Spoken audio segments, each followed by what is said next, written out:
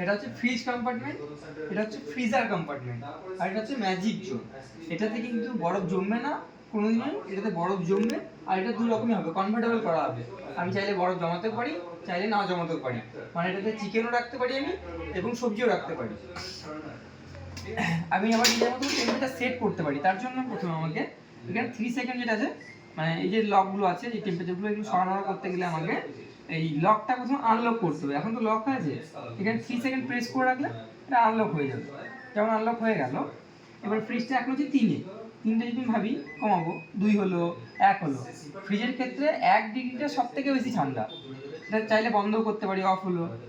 তারপর 9 হলো, আর এই ক্ষেত্রে 9টা সব থেকে মানে 1-এ তো বেশি ঠান্ডা হবে, 9-এ কম ঠান্ডা হবে। 8 ডিগ্রি, মানে এটা নিজের মতো করে আমি কভার করতে পারি। এটা 1 থেকে 9-এর মধ্যে থাকবে ফ্রিজটা। এখন 3-এ রাখলাম আমি। ফ্রিজার যেটা আছে, এই নিচের কম্পার্টমেন্টটা এখন আছে -18-তে। এটা আমি নিজের মতো করে কমা বাড়া করতে পারি। যেমন -18 আছে, -19, -20, -21, -22, -23, -24, -24 পর্যন্ত আছে, আর কিন্তু নেই। এটা -14 থেকে -24 পর্যন্ত আছে। এটা নিজের মতো আপনি অ্যাডজাস্ট করে রাখতে পারেন। আমি এখন 18-তে রাখলাম, সামার যেহেতু। তারপর আছে ম্যাজিক জোন, এই জোনটা, এটা এখন ফ্রিজ হয়ে আছে, এটাকে আমি ফ্রিজারও কনভার্ট করতে পারি। আমি যদি ভাবি যে একে টেম্পারেচার কমাবো, তাহলে 4, 2, 5 থেকে 4, 2, 4, 3 হলো, 2 হলো, 1 হলো, এবার 0 হলো, এবারে মাইনাস হবে। আর তখন ফ্রিজ ছিল, এবারে কিন্তু যখন -1-এ চলে এলো, এটা ফ্রিজার হয়ে গেল। মানে এখানে আমি আইসক্রিম রাখতে পারি।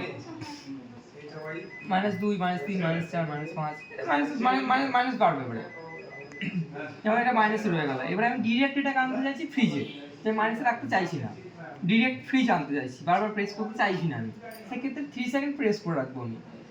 3 সেকেন্ড যদি প্রেস করে রাখি, সোজা কিন্তু ফ্রিজ চলে এলো। আবার চাইছি না, আমি আর ফ্রিজ রাখবো না, এখানে আমি আইসক্রিম রাখবো, আর কোল্ড ড্রিঙ্কস রাখবো না, আইসক্রিম রাখবো। সেক্ষেত্রে আপনি এখানে আবার 3 সেকেন্ড প্রেস করে রাখলে এটা অটোমেটিকলি ফ্রিজারে কনভার্ট হয়ে গেল, ফ্রিজার দুটো এক হয়ে গেল। এটুকু ফাংশন আছে এখানে, ওপরকার 3টে। এবার নিচে যেটা আছে, অটো সেট। এতক্ষণ আমি নিজের মতো করে সেট করছিলাম, এখানে অটো সেটও নিজের মতো করে সেট করবে মেশিন। পিসিবি আছে, পিসিবির মাধ্যমে এটা কাজ হবে। অটো সেট প্রেস করলাম, এখানে ছিল 3টা 5 হয়ে গেল। এবারে এই যে টেম্পারেচার আছে, অটোমেটিকলি নিজের থেকে সেট করবে, তার জন্য এটার নাম হচ্ছে অটো সেট। বন্ধ করলাম। পাওয়ারফুল হচ্ছে ফ্রিজ কম্পার্টমেন্টটা যেন তাড়াতাড়ি ঠান্ডা হয় আমার, তার জন্যই পাওয়ারফুলটা আছে। পাওয়ারফুল করলাম, বন্ধ করে দিলাম। টার্বোয়াইজিং, ফ্রিজার যে কম্পার্টমেন্ট আছে, ফ্রিজার কম্পার্টমেন্টে আমি তাড়াতাড়ি বরফ চাইছি, সেক্ষেত্রে আপনি টার্বোয়াইজিং করতে পারেন। একবার জাস্ট টার্বোয়াইজিং প্রেস করবো, তাড়াতাড়ি এখানে বরফ জমতে শুরু হয়ে যাবে। বন্ধ করে দিলাম। আরেকটা আছে এখানে হলিডে বলে। সাপোজ ধরুন আপনি বাইরে গেলেন 10 দিন 15 দিন, সেক্ষেত্রে আমাদের ফ্রিজে কী হয় যে একটা দুর্গন্ধ ভাব আছে, বাইরে থেকে আসার পরে দরজা খুললে সেই দুর্গন্ধ ভাবটা আসবে না ফ্রিজে। তার জন্য আপনাকে হলিডে সেট করে দিতে হবে, এবং সুইচ কিন্তু অন থাকবে প্লাগ পয়েন্টে, ফ্রিজ চলবে, শুধু হলিডেটা অন করতে হবে। তার জন্য কি করতে হবে, 3 সেকেন্ড প্রেস করে রাখতে হবে আমাকে অটো সেটটা। 3 সেকেন্ড যদি প্রেস করে রাখি, এটা অটোমেটিক সেট হয়ে গেল। এবং এটা +17 চলে গেল। এগুলো নিজের মতো করে এবারে হয়ে যাবে, মানে আর দুর্গন্ধ ভাব এখানে কিছু আসবে না। এইটুকু ফাংশন। দুর্গন্ধ যে আসবে না, ওটা কোনটা করতে হবে?